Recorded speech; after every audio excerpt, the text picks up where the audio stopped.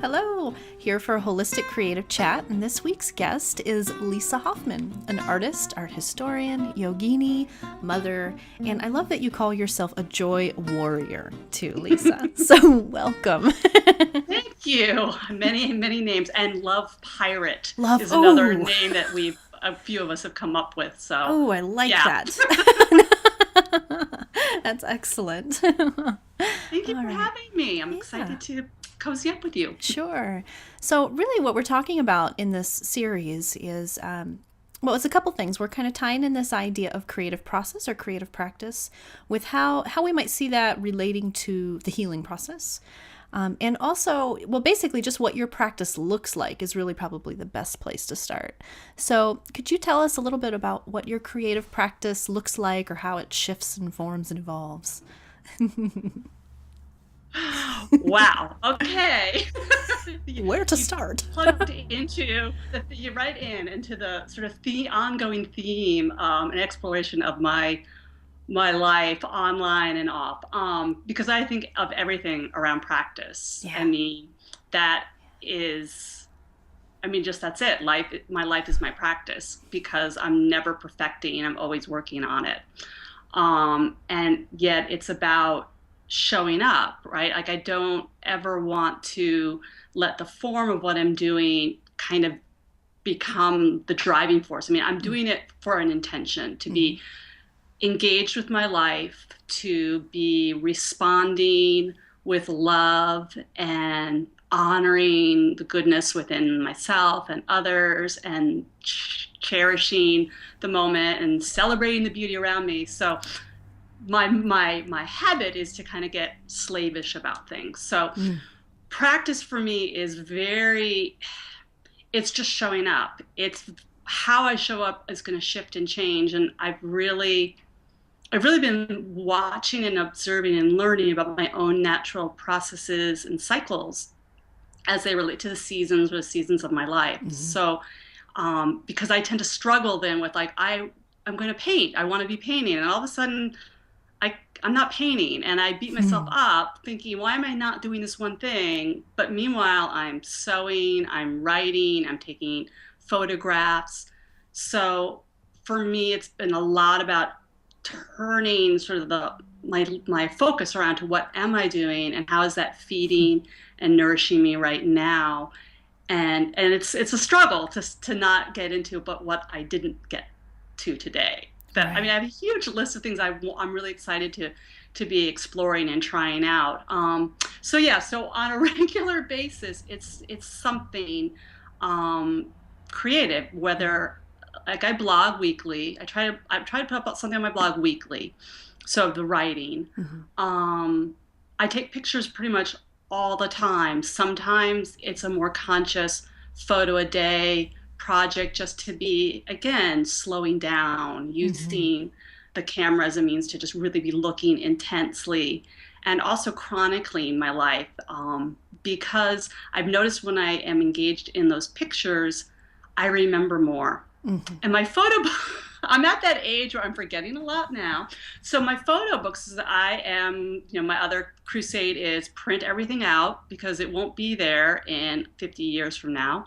So I do Shutterfly photo books of each year, Mm-hmm. which is a bitch of a project, but I do it. Sure. And I love it because sometimes I can't remember something. I can actually pull one of those books up and flip through the pictures, and those pictures remind me of what was going on, and I can kind of pinpoint, where something happened. Especially with my daughter is 10, I feel like where did those years go? And I need those sort of little cues to keep me like, oh yeah, that was when she was 8, and that was this year when we went to Italy or something. Mm-hmm. Um, so yeah, so picture taking, writing, and then there's just these little like I kind of set for myself a bigger project that I want to do, and those seem to come up in different phases. So Yeah. right now, I mean, I'm running a course on heartful living, so it's a lot more writing going on, but I'm really being called back to painting. So I figure Mm-hmm. when it gets sunny and warmer out, I'll probably be painting a little bit more. But yeah, it's something. It may even be my creative practice may even be just trying to be present with my daughter, who is such that pure creative force. She still isn't self-conscious about what she does, which is amazing. So I love watching her create. We're just doing Play-Doh dinosaurs and Yeah. Loch Ness monsters, and so it's play. It's something that is play and is filling me, so I can in turn be present to fill Hmm. my family, fill my friends, and just be you know engaged. So Yeah. yeah. I love how organic it sounds for you, your whole process. That it's the shifting and shaping and the evolving and the day to day. And like what I really hear you saying is that in the day to day, it's really like the creative piece is about your perspective of what you're doing almost, and bringing the creative awareness to the moment with that presence work. And that's so beautiful. Um, It maybe organically happened, but it certainly doesn't feel felt a that bit way. like a struggle. I know. I just really kind of let myself off the hook of, Yeah. I mean, I've really learned that if there's one way I can get something accomplished, it's to say I'm going to do something else. Like I'm actually in a creative, I I'm in love a that. create, I can so relate. yeah, I'm in a creativity circle, which is really fun. We meet Hmm. once a month. It's somewhat new, and there's just four of us, Hmm. so that it can really be manageable. And we come in every month with the same four questions: What is my creative dream? What steps am I taking towards it? What are the challenges? And how can the group support me? Hmm. And it's really just about voicing, what your dream is and having that kind of sense of accountability that you've just said that to three other people. But Sure. so I laugh because every month I go in, I'm like, this is what I'm going to do. I am working on a book, right? I'm going to write this book. And I actually started, before I realized I was writing it, I started writing, and I had a bunch of writing. And then when I declared, oh, I'm going to write this, I have this story I want to write, I stopped writing. I can so relate But to that. I know, but then somehow I like ended up with like doing a sketch a day in Hmm. my journal practice, and I ran a little online thing about my sketch diary practice, and like I said, oh, I want to do this I want to be working on these bodies of paintings. Like I just need to create these paintings. And I bought all the canvases, so I have them there, and I've done a few. But then now they're sitting off the side. Yeah, now I've Hmm. been writing. So, that's like, so I laugh now. Like what, like I have to trick myself. Yeah. Yeah. I think of that all the time. I call it playing little games with myself to get things done. Like, yeah. Yeah. How do you trick yourself? Give us some examples because that's really great. Yeah, Just because lie to somehow yourself about what you're I doing, know right? I do it to myself. Well, it's like it's in the creative process, right? Like it's Hmm. putting the thinking mind into the back seat, right, Hmm. and letting the process drive itself. Yeah. So yeah, one of them is I think making these declarations that I'm doing X, and then Y. Just like I like to be distracted, so all Hmm. of a sudden I pour myself into my distraction. Yeah. Um, Yeah. and that's okay. I let myself do that. Hmm. How else do I trick myself? I mean, I don't trick myself in that I do have to set little goals. Um, like the photo books is really silly. The way I get those things done Hmm. is, and I mean, they can take like hours and hours and hours of work. But if I have a coupon Yes. with a So deadline, you need like a motivator. I Like, need a motivator. So if I sat one day and I yeah. actually in 2 days Hmm. I put together all of 2013 into a photo book, and I Hmm. take a picture a day. But there's more than one picture, and it's trolling through all my Hmm. photo files. See what was that picture? Um, it was 2 full days of just sitting there. Now I was avoiding something else by But you doing had the coupon. So, but I had two coupons. yeah. So I saved, like 50%. So yeah. So sometimes it's setting that, or even just because I have a blog with a fairly loyal group of people who show up, Hmm. if I put something out there that I'm going to do, that I want to do, and offer it, whether it be, I try not to think of my things as like classes, it's like Yeah. gatherings. Yeah. Hmm. Because I really want people to feel like I mean, it's responding to what they bring up, and they're contributing to the process. I love that about Um, your approach. Yeah. yeah, so if I Hmm. say I'm doing that, then of course I have to do it. But um, what I've learned in any of those offerings is what do I want? It's all about me. This is what my yoga students used to say. It's all about you. How are you feeling today? Because we know we're going to be working on hamstrings Mhm. or glutes if that's bothering you. It's all about me. So what am I interested in? I Mhm. then, before I can really doubt or question or be too fearful, I throw something out there. And then it's like, oh, holy crap, now I've got to do it because I've got people saying they want to do this with me. But Yeah. then it's like I have a party of people sketching with me or a party of Yeah. people doing mandalas with me, monthly mandalas or something. So, that's another way I kind of tricked myself, I guess, is by just walking the gangplank. Right? There's Yeah. nowhere to go but in. Mm-hmm. And having, I love hearing the piece too about how you have like your accountability, your creativity circle, and like creating these offerings, these gatherings for people to come join you in it. Like those become like your anchors almost to the practice and to showing up to one another. And there's something there that those of us who have experienced that, stepping in and being witnessed and witnessing the creative process together, that is just so beautiful. And it does it fills us and it fuels us, and it kind of gives us a little drive under the butt to get it done, what we say we're going to do. And So I know, I mean, my background has been teaching. I yeah. kind of little hesitate over that. I mean, but Yeah. having been taught art history for a while, so I know the best way for me to understand something is to try to share it or Yeah. teach it. Mm-hmm. Um, Mm-hmm. and I go in deeper. I also, as I loved as a student. I loved as a student writing papers. I mean, I hated it and I loved it because it was pulling together all these like threads from the semester or from the course, and then trying to weave something new out of that. And I'd always like understand the material in a different way. So Yeah. by teaching something, it's like I'm drawing upon my yoga background, I'm drawing upon my art background, drawing upon a spiritual practice. So yeah, I mean, sometimes I wonder if people are kind of confused. I mean, I guess they're not. They say they're not, but I mean, sometimes it just is like it all comes out because they get so excited because all of a sudden I Yeah. see these connections. People bring in a piece. I'm like, oh my god, that relates to Yoga Sutra, 1-3 I about totally get joy. that. And that's what artists do. I mean, we see the connections and then we try to just present them and go, Yeah, wow, yeah, does this help always. you? Yeah, Like, cooking it up in a whole way. I hope it helped you, but it really helped me. I mean, because it's all about me. But yeah. yeah, I mean, it's like leading the way and hoping that letting others take over when they from that too, but leading the way and hoping that shines a little light or just provides more tools for people. Mm-hmm. That's where the whole love warrior, Yeah. Yeah. joy warrior, love pirate comes up too. Is just like sort of just being a champion for open heartedness and just taking those chances and kind of being fearless. We're all Yeah. probably pupils of Connie's Yeah. fearless painting Yeah. process, but that being fearless in our lives, yeah, it's all there. Absolutely. And I also hear what I hear you saying, but not saying directly, and is a lot about self care. Even when you say it's all about me, we're really talking about self care and tending the self and the joy and the love and the needs and the self.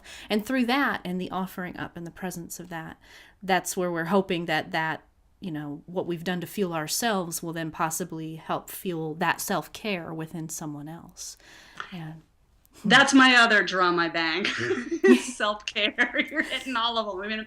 It's everybody's talking about these things, right. right? About self Yeah. care. But that was actually my first little online business was about self care, Yeah. and taking time out for oneself. I had a teacher, a yoga teacher, and she was just so amazing. And she was like, first she said, if you ever have a choice between your going to a class and your own practice, always choose your own practice. Right? Like, Mm-hmm. and here we're paying her to be there, but that's her livelihood. But yeah, always choose for the truth and the wisdom within yourself.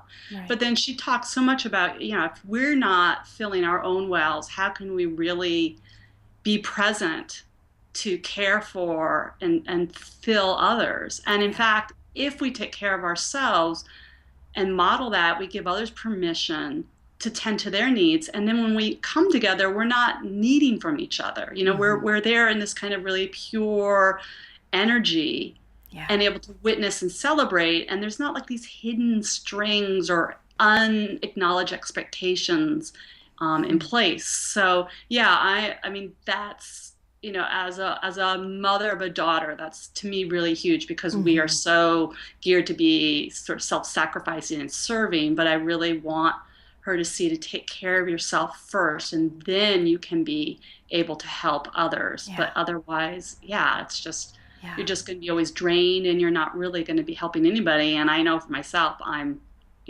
snappy, mean, irritable when I don't get, my time. So yeah. Exactly. Yeah, me too. And I love that. And I think a lot of it is when we're taking care of building our own strength and inside ourselves, our own refilling that well ourselves, that then we're able to stand strong. And so if then as we stand beside one another, if we need to lean a little on someone, because we've all been caring for ourselves, we're already rooted strong and we can take the Mm-hmm. leaning. And then if we Mm-hmm. need to lean a little, that person, because they're rooted strong and caring for themselves, will be there to let us lean a little until we get back centered again. On Yeah, I love that. good I stuff. mean, rooting is such always an image that comes up in a lot of my when I'm just kind of Yeah. doodling or paints. Always like these like roots going down. That Yeah. sense of something else is holding and Mm. connecting me, and I just have to access that. And it's been coming up in my Heartful Living class. I'm in the middle of that right now. But this kind of the talking about the wounds of the heart, which we're also kind of saying maybe aren't so much the wounds as much as these times when the heart asks us to grow, Mm. growing pains. Love that. Mm-hmm. But that healing of the heart, or that work within the heart, only I can do for myself, Mm-hmm. and I can't expect my spouse or my daughter or anyone else to come in and do that for me. But then that's when we tap into our strength, right? Yeah. We come to know our true power, and to deny somebody that, like to rush in to try to do for another, is to rob them of that opportunity to really see their strength, their wisdom, their power. To So feel it themselves. Yeah. yeah, yeah. So Yeah. I mean, that's what I hope, and a lot of what I do for myself, and then what I offer is that permission or that modeling to go within your own self and seek your answers. They're all Mm-hmm. there. Your gifts are all there. Nobody needs to tell you what that painting means, or it's in you to trust it and to just keep digging, to just keep going. Yeah. And then it's just a kind of fascinating and curious process anyway, to sort of unpack yourself and go, wow, I'm so much more complicated than I Right. perceive, but we all are, and how kind of fun that is to start to be, gifted the opportunity to witness that in another person. Yeah. Absolutely. Yeah, learning to trust our truth within that process. Such a beautiful thing. So, the question I ask everybody is, Mhm. and we've led right into it beautifully, is how do you define healing today? Ooh, you gave me an advanced warning on this. How do I define healing today? That's That's good. I'm such a head person, and it's really hard. I mean, healing is so much not being in my head, right? Mm-hmm. I mean, it's about just being with what is, opening to it, even when it's scary or painful or hard. Um, I don't know, there's just some kind of trust that there is some gift within that experience, or that encounter, that it's kind of leaning in, but also kind of going with the flow. I guess I'm dropping into, I mean, my healing right now is the loss of my mother. And I say loss, and I don't feel like I lost her. I mean, I feel like Yeah. she's with me now in a different way, but still the that life that's no longer with me, that familiar form that's no longer with me, and how am I healing my heart Mm-hmm. through that grief. And it's just really just acknowledge, welcoming. I mean, what does the Buddha say? Everything that rises, say thank you. Thank Mm-hmm. you. And Mm-hmm. for this, thank you. I don't know. I say I don't know if I believe everything has a purpose or a reason. There's no like master, puppeteer putting everything together, but Right. but we have the opportunity to make meaning out of what comes our way. So just finding the meaning, finding the gift within whatever I'm dealing with. That's how I heal. I guess healing is growth too. Mm-hmm. Um, Mm. yeah, Oh, I that's a love good that. one. Good question. And that was a rich answer. Thank you. Well, Lisa, thank you again for being here. And of course, you are also one of the Spectrum 2015 contributors. You're bringing to us a beautiful workshop offering. Um, doing mandalas, which you love, and it's mandala moon meditations, which is beautiful. So again, you're going back to what you said earlier, how you love to notice like the cycles in your life and your process in that. And I'm very, very excited to take your offering myself. So I'm having fun working on it, so thank you. I mean, it's kind yeah. of building off of something I've been doing, but to sort of present it for this offering is having me excavate a different layer and yeah, just this whole metaphor of the moon in my life has been really powerful right now. So I hope I can convey that. But if nothing else, it is about a That's practice right. and a showing up on a regular basis, which, it's that building a body of work that sometimes in the moment you can't see the lessons or the insights. But when you have this whole, like, again, trusting yourself to the process and kind of just going into it full hearted and then looking back, it's like you can start to see the breadcrumb trail of where you've been and where I don't know where I'm headed, but where I've been and how it all kind of ties together. So yeah, the mandalas have been really, really fun for that. So yeah, I'm working away Yeah, I love it. on it. And I love that you mentioned the power of the retrospect with our creative, with our art, with our journals or whatever, however we do that, whether it's writing or visual, but being able to look back and you touched on it with your photography too. You've touched on that a couple of times in different ways today, but even in pulling in the things in your life that come in to create these offerings, but the power of being able to look back and reflect upon those things is is what I find, at least in my practice, what helps us find that meaning for the things that we're working through or the things that perhaps we're healing or just need to bring new perspective to. So, It's like dreams or something, you just yeah, don't, you have these recurring, or I get these recurring dreams, and for a long time I'm like, I don't know what that's all about, and then all of a sudden there's this like piece that falls into place and it all makes sense and it all kind of changes the narrative a little yeah, bit. So yeah, it's fun when those happen, and it's only about, when you can just allow that to just kind of unfold and not try to direct it in a certain way. That's why I try not to use a lot of too much words in my work, to allow, what some symbol will mean for me today will be yeah. informed by my life and change. So it's just really fun to see that kind of journey. I mean, I think, yeah, celebration is a big thing for me too. Like just sort of Mm-hmm. celebrating, these experiences. So I just love watching how it kind of changes in everyone's art. Yeah, you see Yeah. what someone's working with, and sometimes more than they can. And it's just lovely to kind of go, Mm-hmm. Okay, we'll see what you think in another, Yeah. 8 cycles Right? Yeah.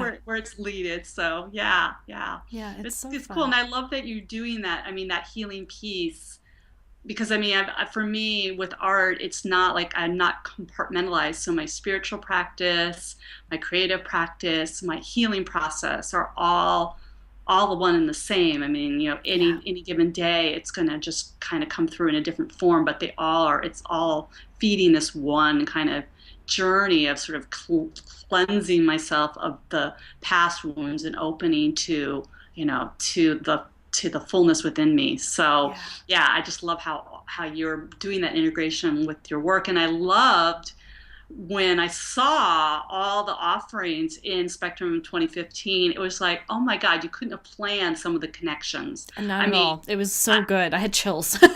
I know, I'm really excited. I mean, I'm kind of like, I wish I could take some of that before I do mine because it would help me, it might help me. But Yeah. yeah, to see how they'll be just like a different facet of some of this, same, ideas.